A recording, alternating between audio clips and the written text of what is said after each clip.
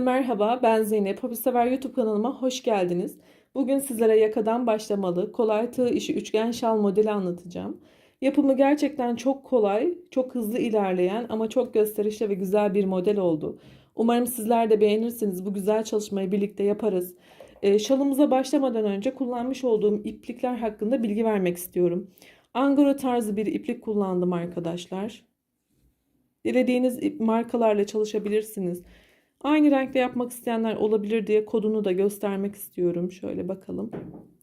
Benim yapmış olduğum boyuttaki şal için toplam 3 yumak ip kullandım. Yapacağınız boyutun büyüklüğüne göre ip miktarınız artabilir, azalabilir. Yine bu modelden boyunluk da yapabilirsiniz. O zaman daha az ip miktarı yeterli olacaktır. Hemen tığ numaramıza bakalım. Tığ numarası ben 3 milim bir tığ kullandım. Eğer eliniz sıkıysa 3,5-4 milime kadar tığları tercih edin. İnce tığlarla modelimiz kendini göstermeyecektir arkadaşlar. Bunu da belirtelim. Şimdi nasıl bir yol izlememiz gerektiğiyle devam edelim. Evet, şalımıza orta kısımdan başlıyoruz ve artırma yaparak kenarlardan şalımız kendiliğinden büyümekte. Orta kısımda yapmış olduğum desen sayısı bu şekilde sayarsanız 29 tane olana kadar yaptım. Benim yaptığım ölçü büyük bir boyutta. Sizler burada istediğiniz uzunluğa geldiğinde kenarına geçebilirsiniz. Desenimizin orta kısmı aynı. Sağ ve sol kısımlar yine aynı şekilde devam etmekte. Şu aralardaki desen sayısı her sırada birer birer arttığı için modelimiz üçgen formunu almakta. Hemen şöyle bakalım. Gerçekten çok kolay, çok güzel. Şimdi model anlatımına geçelim. Kenarlarını da anlatacağım arkadaşlar. Farklı bir kenar çalışması yaptım. Tüm detaylarıyla sizlere baştan sona bir model anlatımı olacak. Yine bitirme kısmını da bu şekilde hazırladım. Umarım beğenirsiniz. Sözü fazla uzatmadan hemen model anlatımına geçelim. Evet, Bismillah diyelim ve başlayalım. 5 tane zincir yapalım.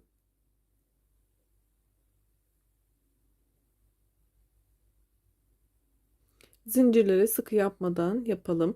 Üzerine aldım. Birinci zincire batarak ikili trabzan yapıyorum. 2 zincir. Aynı noktaya ikili trabzan yapıyorum.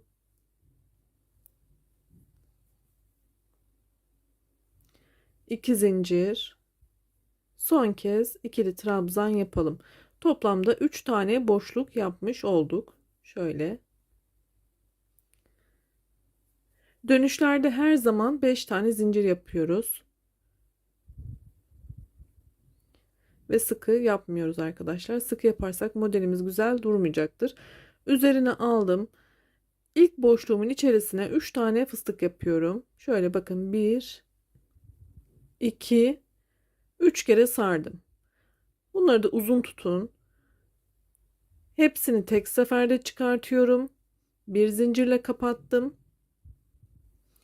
Arada bir zincir, üstüne aldım. Tekrar aynı noktaya bir fıstık daha yapıyorum. Hepsini kapattım. Bir zincir, tekrar aynı yere bir fıstık daha.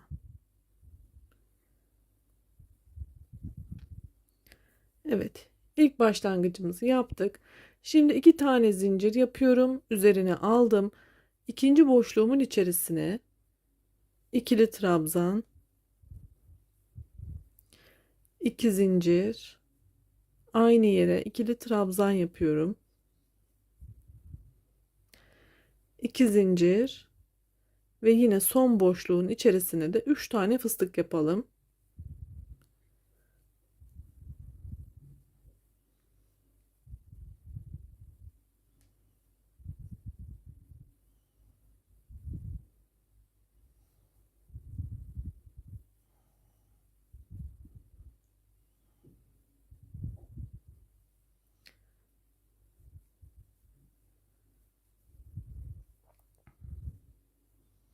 Hepsini kapattıktan sonra şimdi 2 tane zincir üzerine aldım ve zincire batarak ikili trabzanla bu sırayı tamamlıyorum.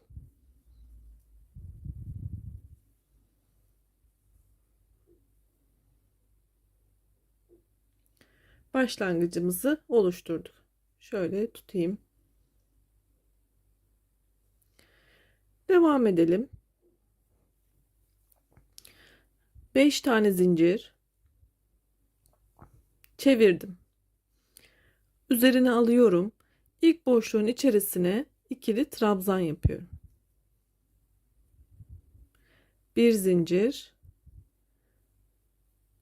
boşluğa ikili trabzan, bir zincir, boşluğa ikili trabzan yapıyorum. Toplamda 3 tane boşluk elde ettim. 2 tane zincir. Şimdi orta boşluğa ilerliyorum ve buraya sık iğne yapıyorum.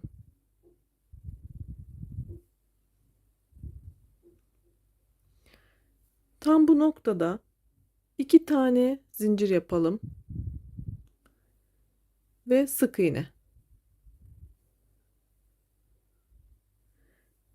2 zincir, sık iğne, 2 zincir, sık iğne. Toplamda 3 tane yuva yaptık arkadaşlar. 1, 2 ve 3. Devam ediyorum. 2 tane zincir. Buraya atlıyorum. Fıstığın arasındaki boşluğa ikili trabzan yapıyorum. 2 zincir. Pardon, burada bir zincir. İkili trabzan.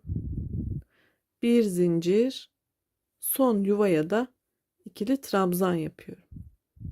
Şimdi 2 zincir üzerine aldım ve buradaki kenara batarak ikili trabzanla sıramı bitiriyorum.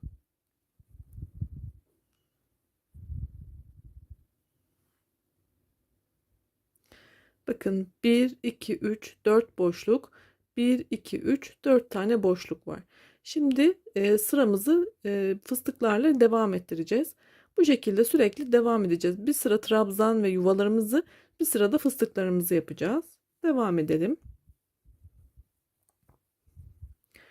Dönüşlerde 5 zincir üzerine aldım. İlk boşluğun içerisine fıstık yapıyorum.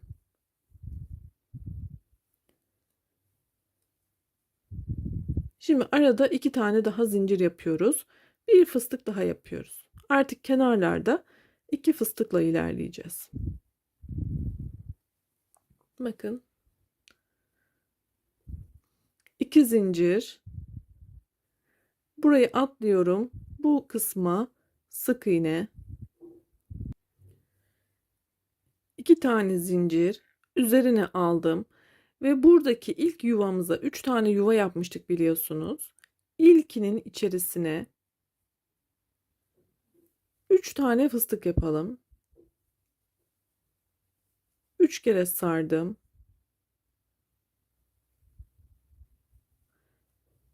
Arada bir zincir yapıyorum ve devam ediyorum. 3 kere sardım. Bir zincirle kapattım. Arada bir zincir. Yine aynı boşluğun içerisinde üçüncü fıstığımı da yapıyorum.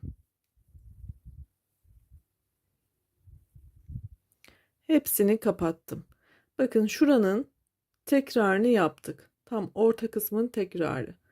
Şimdi 2 tane yuvanın ortasındaki yuvaya yapacağız. Hemen bir tane zincir yaptım, üstüne aldım. Ortadaki boşluğa ikili trabzan, 1 2 zincir üzerine aldım. Yine aynı yere ikili trabzan. Bakın şöyle açıyorum. Şimdi bir zincir üzerine aldım. Son yuvanın içerisine ise şöyle 2 zincirle sık iğne yaptığımız yuvalar bunlar. Buraya da yine 3 tane fıstık yapalım.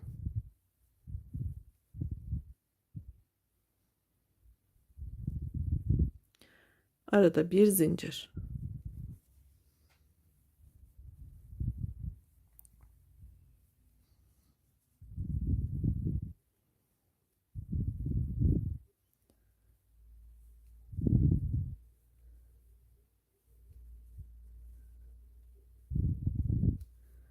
Bakın şöyle yine tutacağım arkadaşlar görmeniz için. İlk yuvaya 3 tane fıstık yaptık. İkinci yuvaya bu şekilde bir V deseni yaptık. Üçüncü yuvaya da yine 3 tane fıstık yaptık. Aynı şekilde devam ederek bu simetri şeklinde ilerleyeceğiz aşağı doğru. Şimdi ne yapıyorum? 2 tane zincir yapıyorum. Buradaki boşluğa sık iğne, 2 zincir, üzerine aldım. Son boşluğun içerisine yine 2 tane fıstığımızı yapalım.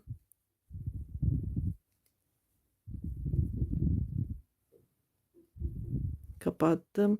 Burada aralarda 2 tane zincir ve aynı yuvaya tekrar bir fıstık daha yapıyorum. Kapattım. 2 tane zincir ve buradaki zincire batarak ikili trabzan.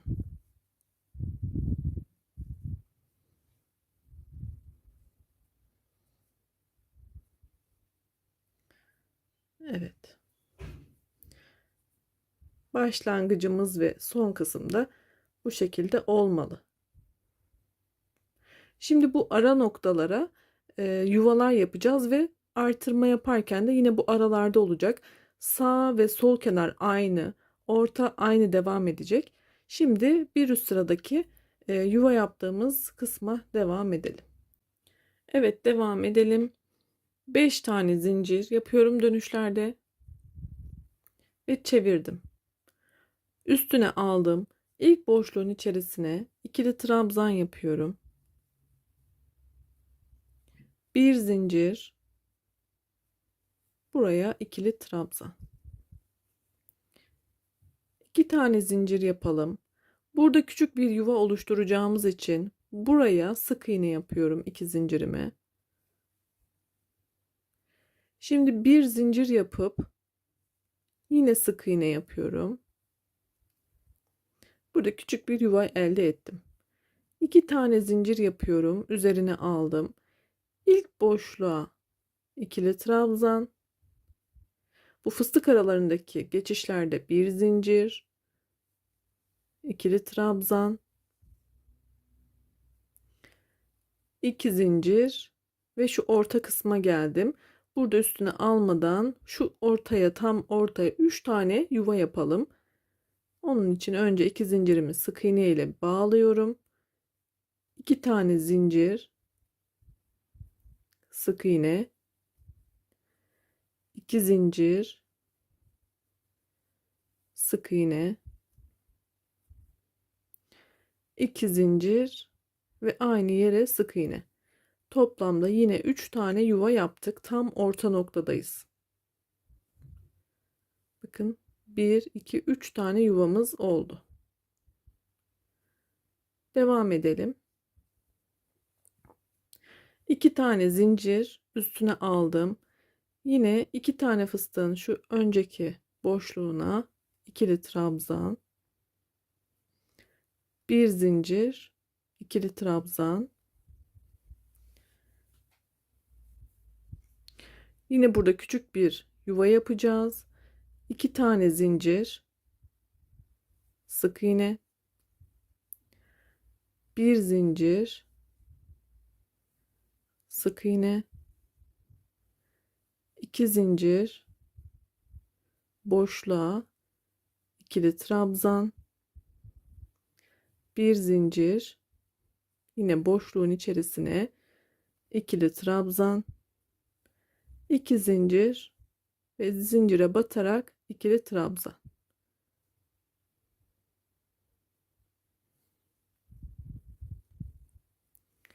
Evet, yuvalarımızı oluşturduk. Bir sonraki sıramızda ne yapacağız? Kenarlarda yine fıstıklar ikişerli devam edecek. Bu orta noktadaki oluşturduğumuz bir zincirlik yuvalara fıstık desenlerimizi, ortaya ise yine aynı desenleri yapacağız arkadaşlar. Evet, devam edelim. 5 tane zincir yaptım ve çevirdim. İlk başlangıçtaki ilk boşluğuma 2 tane fıstığımı yaparak her zaman başlatıyorum fıstık sırasında. 3 kere sardım. Hepsini toplayıp bir zincirle kapattım. Arada 2 zincir yaptım ve tekrar aynı yuvaya bir fıstık daha yaptım. Sağ kenarda ve sol kenarda aynı şekilde devam ediyoruz. Şimdi 2 zincir yapıyorum ve bu boşluğun içerisine sık iğne ile sabitliyorum. 2 zincir üzerine aldım. Burada bir zincir boşluğuyla geçtiğimiz noktaya tam şöyle tutayım bakın. Şu noktanın içerisine desenlerimizi yapacağız bu ara noktalara. Yani 3 tane fıstık yapacağım.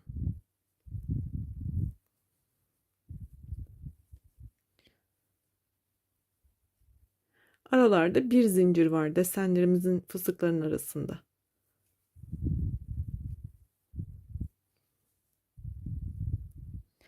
Bir zincirle kapatıyorum. Bir zincir daha yapıp diğer fıstığımı yapıyorum. Hepsini kapattım. Şöyle tutacağım yine görmeniz için.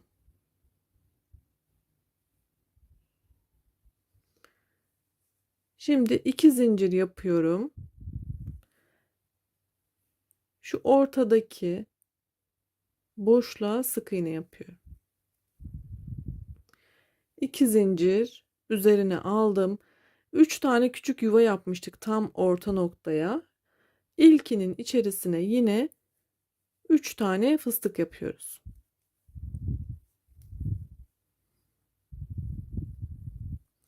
Aralarda bir zincir olacak.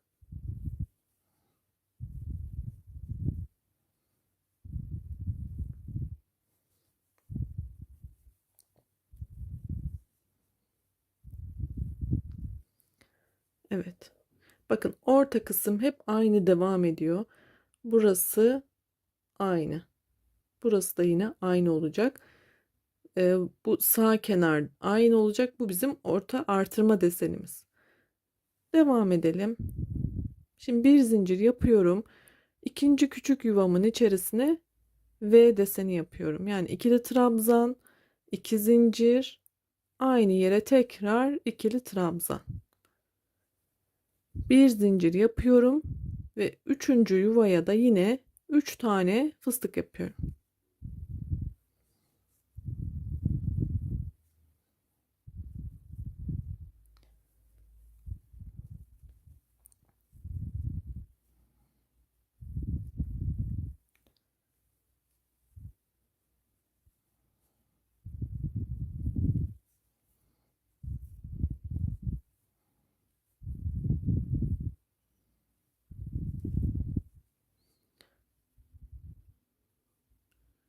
Bakın görmeniz için tutarak yavaş yapmaya çalışıyorum.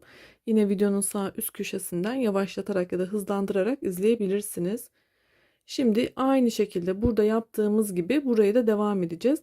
Tam şu orta noktaya buradaki desenimizi yapalım. Evet. 2 tane zincir. Orta noktaya sık iğne. 2 zincir. Buradaki bir zincirlik boşluğa 3 tane fıstık.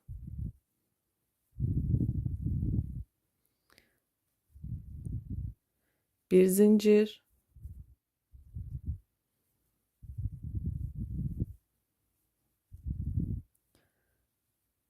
Hepsini kapattım. Yine bir zincir.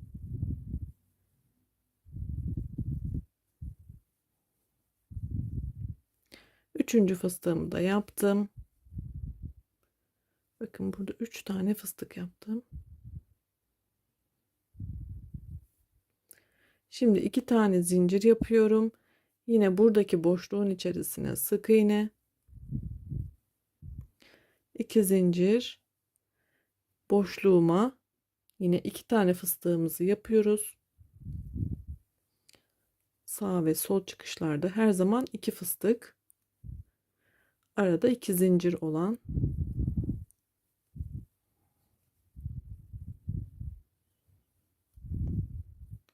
Şimdi 2 tane zincir yapıp yine zincirime batarak ikili trabzan yapıyorum ve sıramı tamamladım.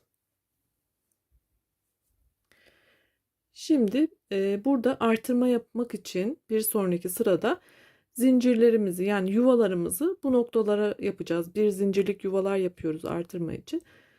Şimdi artırma sıramızı yapalım. Sonra buradaki deseni ikiye çıkartacağız. O şekilde artırma mantığını da anlatmış olacağım. Zaten kurulumu yaptık. Artırmayı da anlattığımda inşallah rahatlıkla yaparsınız. Şimdi devam edelim. Evet, şimdi zincir sıramızda devam edelim. Yine yuvalarımızı oluşturalım. 5 tane zincir yapıyorum ve çevirdim. Üzerine aldım. İlk boşluğun içerisine ikili trabzan yapıyorum. Bir zincir, boşluğa ikili trabzan, 2 zincir, aradaki boşluğa bir tane zincir yuvası yaparak yuva oluşturalım. Şöyle. 2 zincirimi sık iğne yapıyorum. Bir zincir, yine sık iğne. Burada küçük bir yuva oluşturdum. 2 zincir üzerine aldım. İkili trabzan, bir zincir, ikili trabzan. Şimdi burada da bir yuva oluşturalım. 2 zincir, sık iğne, bir zincir, sık iğne, 2 zincir, ilk boşluğa ikili trabzan, bir zincir, ikili trabzan. Bu yuva oluşturma sırası hep aynı devam ediyor. Ne kadar artsa da hep bu sıralamayı takip etmelisiniz. Şimdi 2 zincir yapıyorum. Şöyle bakalım. Tam ortadaki boşluğa 3 tane küçük yuva yapıyoruz. 2 zincirimi sık iğne ile ekliyorum. 2 zincir, sık iğne ile ilk yuvamı oluşturdum. 2 zincir, yine aynı yuvaya sık iğne, 2 zincir, sık iğne. Toplamda 3 yuva yaparak ortayı da tamamladım. Bakın sağ kenarımız hazır. Aynı işlemi diğer kenara da uygulayalım. 2 zincir yapıyorum. Üzerine aldım. Şuradayım. Bakın burası benim V. Burayı atlıyorum. Fıstığın arasına ikili trabzan yapıyorum. Bir zincir, ikili trabzan, 2 zincir. Şimdi buraya küçük bir zincirlik yuva yapalım. Sık iğnemi yaptım. Bir zincir, sık iğne, 2 zincir, ikili trabzan, bir zincir, ikili trabzan, 2 zincir. Şimdi buraya da bir zincirlik yuvadan yapalım. 2 zincir sık iğne yaptım. Bir zincir, sık iğne, 2 zincir, trabzan, 2 zincir, şu boşluğa da ikili trabzan, yine 2 zincir yapıp buraya batıyorum ve yuvalarımız oluştu arkadaşlar. Evet. Sonraki sırada sağ kenar aynı devam ediyor. Sol kenar aynı devam ediyor. Buralarda ikili fıstık yapıyoruz. Orta kısım bakın aynı devam ediyor. Artırmayı nerede yapıyorum?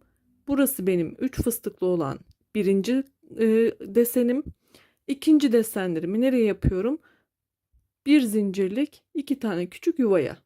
Yani buraya üçlü fıstıklar yaptığımda modelim giderek genişleyecek. Desenlerimiz burada artacak. Şimdi devam edelim. Evet, şimdi fıstık sırasını tekrar başlatalım. 5 zincir ve çevirdim. İlk başlangıcı her zaman 2 fıstık yaparak başlıyoruz.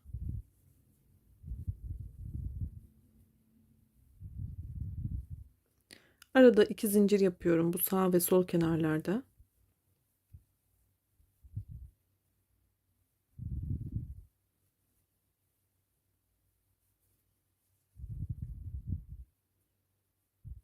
Şimdi 2 zincir yapıyorum ve şu boşluğun içerisine sık iğne, 2 zincir üzerine aldım. Bakın tam burada bir zincir boşluğumuz var. Buraya ilk desenimizi yapıyoruz. Yani 3 tane fıstık.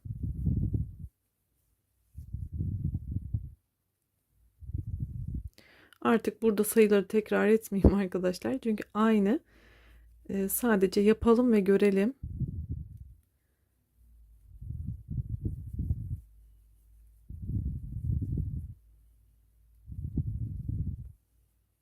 Bakın ilk deseni yaptım. Şu deseni buraya birincisini yaptım.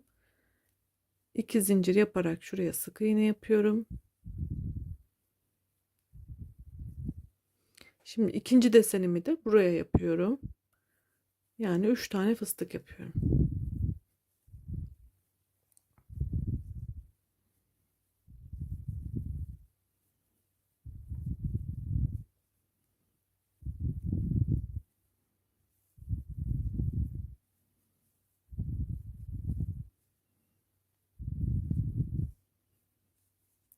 Evet, bakın artırmayı yapmış olduk. Birken 2'ye artırdık. Kenar hep aynı. Orta hep aynı. Desenimiz nerede ilerliyor? Desenimiz bakın burası böyle dümdüz ilerleyecek. Burası dümdüz ilerleyecek. Bizim desenimiz burada artacak.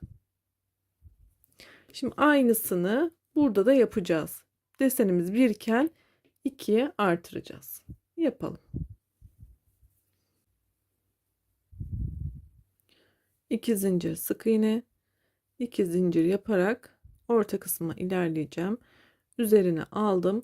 Yapmış olduğum 3 tane küçük yuvanın ilkine yine şuradaki 3 tane fıstığı yapacağım.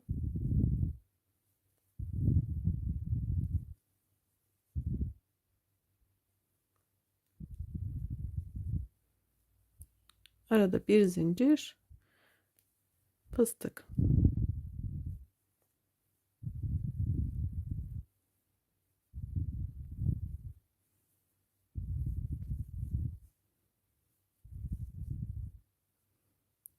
Hepsini kapattım.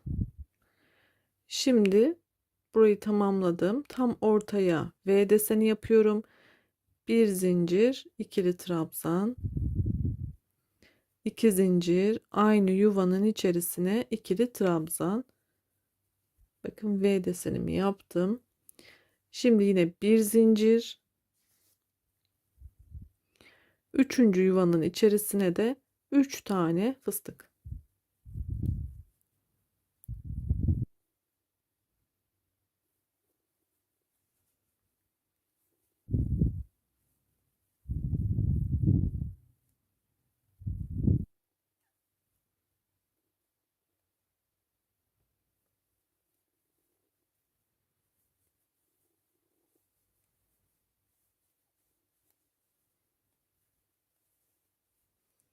Yine şöyle göstereyim.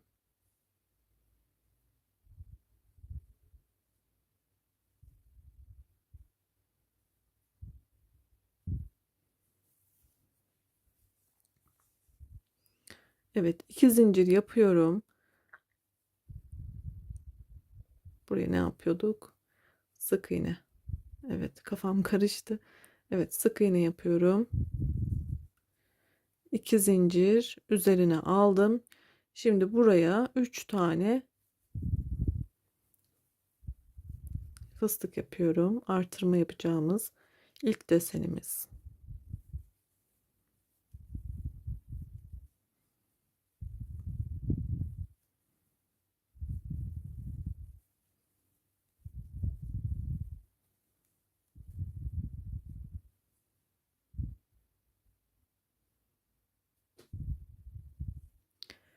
Yine 2 zincir, sık iğne, 2 zincir ve şu bir zincirlik yuvaya tekrar 3 tane fıstık yaparak desenimizi artıralım.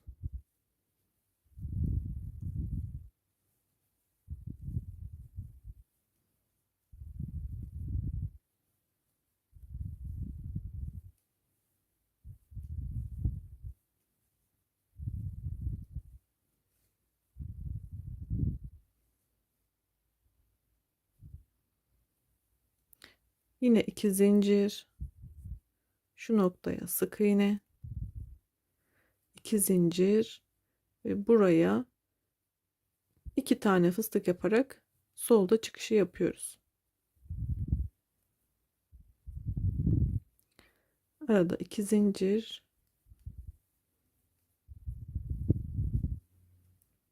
2 tane fıstığımızı tamamladık. 2 zincir, bir tane ikili trabzan.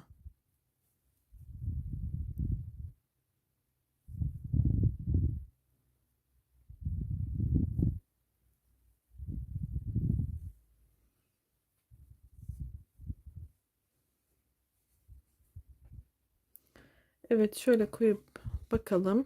Tecrübeli arkadaşlarım eminim anlamışlardır ama yeni başlayan ya da yapmakta zorlanan arkadaşlarım için bir sıra daha hazırlamak istiyorum. Videomuz uzun olsun istemiyorum ama genellikle benden uzun video isteniyor. Şimdi aralarda 3 yuva kuracağız ve bir sonraki sırada 3 tane deseni artıracağız. Hemen başlayalım. 5 tane zincir yapıyorum ve çevirdim. İlk boşluğuma ikili trabzan, bir zincir, ikili trabzan, 2 zincir. Yine bu boşluğun içerisine bir tane yuva oluşturacağımız için sık iğne, bir zincir, sık iğne ve ilk desenimiz için yuvayı yapmış olduk. Şimdi 2 zincir üzerine aldım. İkili trabzan. Bu fıstıkların arasındaki zincirlerimiz bir tane. İkili trabzan. Şimdi buraya da yuva oluşturacağız. Yani 2 zincir sık iğne, bir zincir sık iğne. Burayı da yaptık. Ne yapıyoruz? Yine 2 zincir fıstıkların arasına geldik. Bir zincir ikili trabzan. Bakın şöyle tutayım yine görmeniz için. İlk yuvamız burada, ikincisi burada. Şimdi 2 zincir yapıyorum. Buraya da 3. yuvamızı yapacağız. Sık iğne, bir zincir, sık iğne. Şimdi ne yapıyorum? 2 zincir yapıp buraya ikili trabzan, bir zincir, ikili trabzan. Şimdi 2 zincir yaparak şurayı atlıyorum, her zaman ortaya ilerliyorum. Buraya sık iğne ve 3 tane yuva. Bunun için 2 zincir sık iğne, 2 zincir sık iğne, 2 zincir sık iğne. Evet arkadaşlar, sol kenara da yine buradakinin simetriğini yani aynısını yapacağız. Hemen hızlıca göstereyim. 2 zincir, şuradan başlıyoruz. Bir zincir, ikili trabzan, 2 zincir, sık iğne, bir zincir, sık iğne, 2 zincir,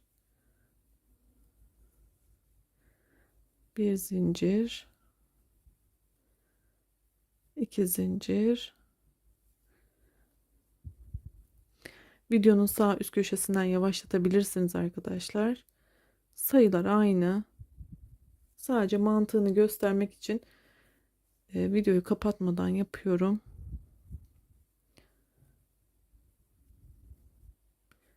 Ne yaptık? 2 zincir, şuraya da bir yuva oluşturacağız. Yine bir zincir, sık iğne, 2 zincir, sona geldik. Bakın burada da yine şuradaki gibi bitiriyoruz. Buraya bir ikili trabzan, bir zincir, şuraya ikili trabzan, yine 2 zincir ve ikili trabzan. Evet, yuvalarımızı da oluşturduk. Bakın buralara şimdi bir sonraki sırada da yine 3 tane desen yapacağız. Evet, burada yuvalarımızda kalmıştık biliyorsunuz. Ben tekrar çevirdim. Yine 2 tane fıstıkla başladım. Bakın 1, 2, 3 desene artırdım. Yani şöyle gösterecek olursam 2 desenken 3 tane deseni artırdım. Videoyu geri alarak da her sıranın takibini tekrar rahatlıkla yapabilirsiniz. Umarım anlatabilmişimdir. Biraz daha büyütüp sizlere kenar anlatımı ile devam etmek istiyorum. Burada bir sıra daha büyüttüm ben. Şimdi kenarı sizlere daha rahat anlatabilmek adına. Sizler buradaki uzunluğu dilediğiniz ölçüye gelene kadar üzerinize deneyerek karar verebilirsiniz. Daha sonra şal kenarımızı yapmaya başlarız. Şal kenarımızın 4 sırada tamamlayacağız. Yuvalarımızı oluşturacağız. Trabzanlarımızı, fıstıklarımızı ve son kenar kısmını oluşturacağız. Tüm detaylarıyla yine sizlere anlatacağım. Şöyle göstereyim. Bakın kenar kısmı da bu şekilde. Şimdi yuva kısmı ile devam edelim. Hemen anlatımına başlayalım.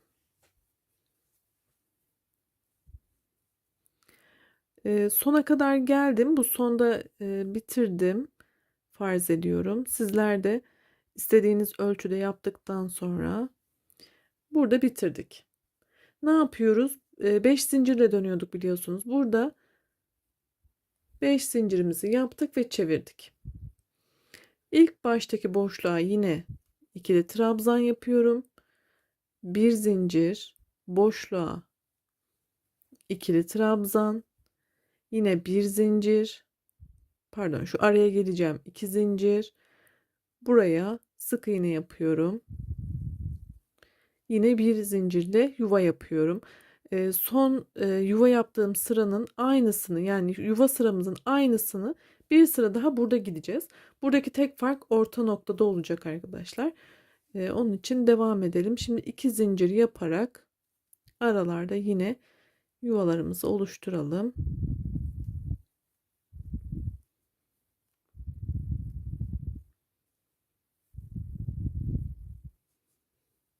Burada bir zincir, sık iğne, 2 zincir ve böyle devam ederek şu noktaya kadar ilerleyelim. Sayılarımız aynı.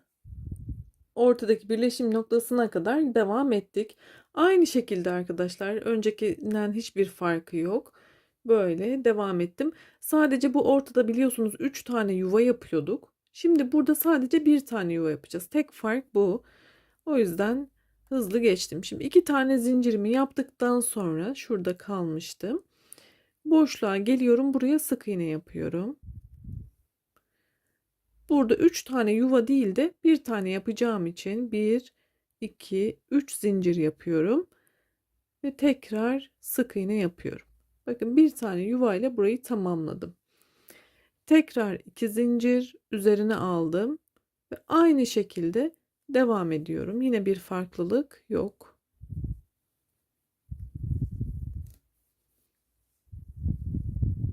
Bakın şöyle geçmiş oldum. 2 zincir. Şimdi bir zincir yuva yapıyorum.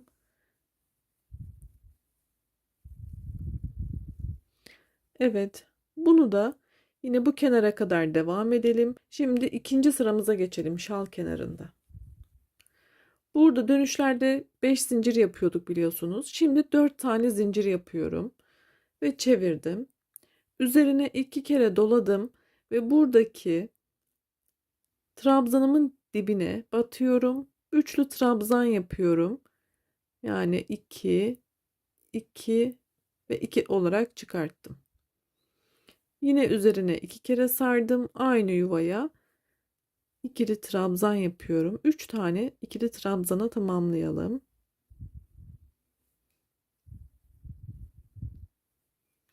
Kenardaki zincirimle 4 oldu. Şimdi aradaki boşluğa sık iğne yapıyorum. Bakın bu şekilde ekledim buraya. Yine zincir yok. Üzerine 2 kere sardım. Buradaki bir zincirlik boşluğa ilerliyorum. Şöyle bakın tam şu orta noktaya ve buraya 8 tane ikili trabzan yapıyorum. Pardon, üçlü trabzan yapıyorum. 1,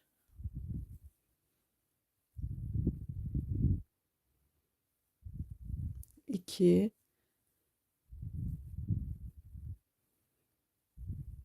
3,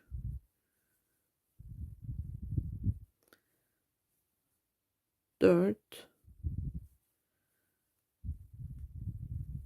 5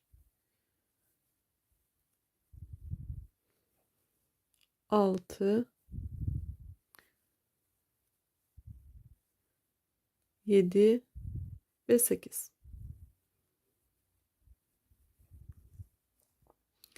Şimdi ne yapıyorum? Yine şu orta boşluğa sık iğne ile sabitliyorum. 2 kere sardım. Yine bir sonraki desenin orta noktasındaki bir zincirlik boşluğa 8 tane üçlü trabzanımı yapıyorum.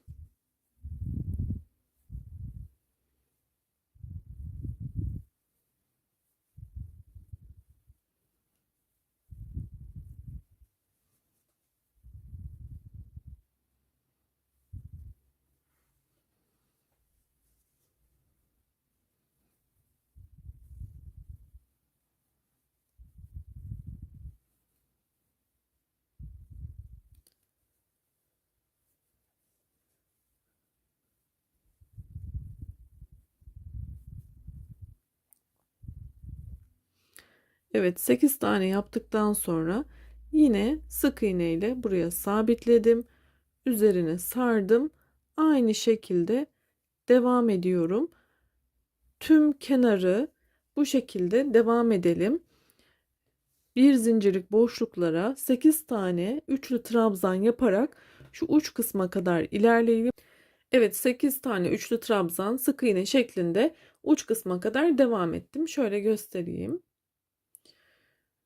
Bu orta kısma geldiğimde artık burada sık iğnemi yaptım. Orta kısımda ne yapıyorum? Yine aynı şekilde bu boşluğa, yapmış olduğumuz tek boşluğun içerisine şimdi 14 tane üçlü trabzan yapıyoruz arkadaşlar.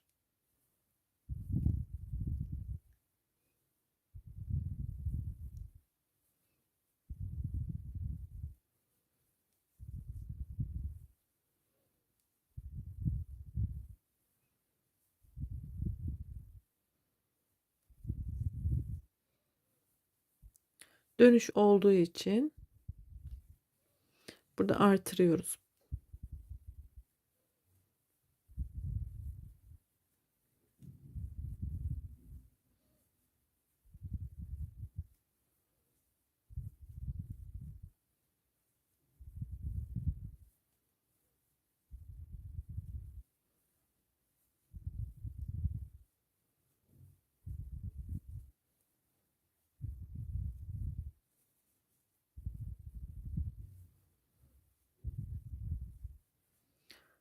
Evet.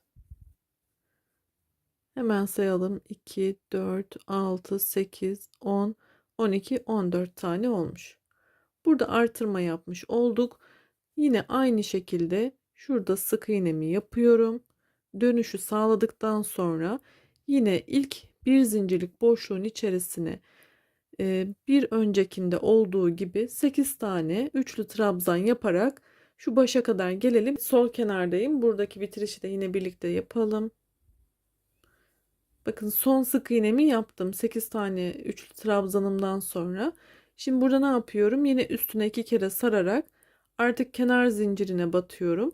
Ve burada da 4 tane üçlü trabzan yapalım. Aynı noktaya batıyorum. 4 taneye tamamlayalım.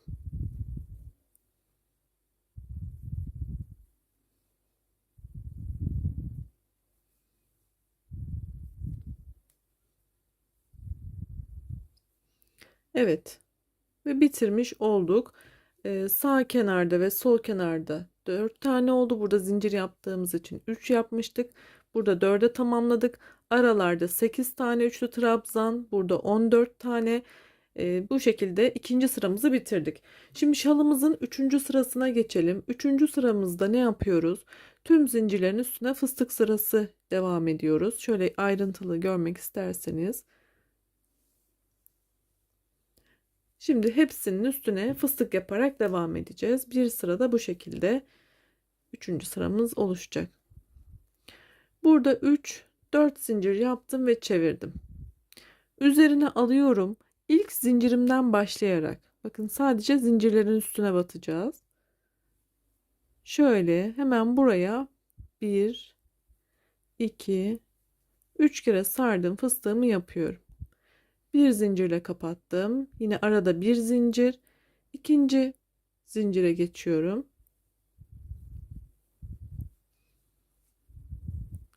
Bir fıstık yaptım, kapattım. Arada bir zincir, diğerine ilerliyorum. Tüm zincirlere birer tane fıstık yapalım. Aralarda da bir zincir olsun.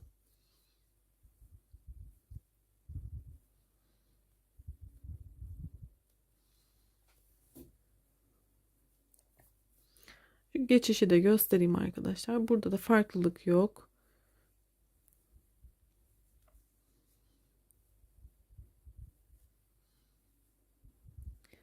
Bakın. Buraya da batıyorum.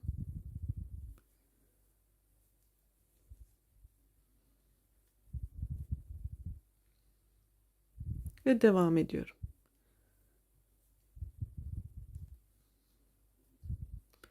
Evet.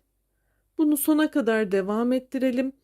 Sadece buradaki zincirlerin üstüne batarak hepsini tamamlayalım. Evet, 3. sırayı da yaparak tamamladım.